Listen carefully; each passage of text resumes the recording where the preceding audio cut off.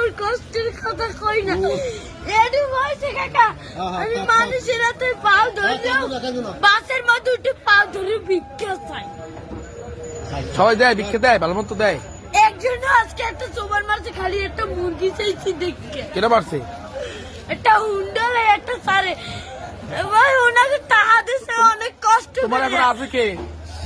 মোর তো বাপ নাই, আছে ওই একটা মা। মায় ভালোবাসে তোমারে? মাই বিছনায় পড়ে রয়েছে কাকা, মা যদি ভালো না বাসতে ওই টিভি আমি হালাইয়ে তুই আর একটা বিয়ে করতে। হেলে মায়ের গর্ব ছিলাম, হেলে একটার বড় করতে না। না, মায় ভালোবাসে, ঠিক আছে। তুমি মায়ের ভালোবাসো না? আমার মায় আমাদের একটা মুরগি খাইতে চাইছে, একটা তারে চাল এই যে চাই লইছি মুরগি চাল। আমি তো কেন কই না কষ্টের কথা। লাগবে না।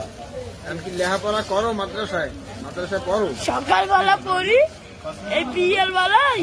দেখুন, একটা মায়ের প্রতি সন্তানের কতটুকু ভালোবাসা থাকলে একটা সন্তান এভাবে হাওমাও করে কান্না করে মানুষের সামনে তার কষ্টের কথা বলতে পারে। প্রতিটা সন্তানই যেন এরকম হয়।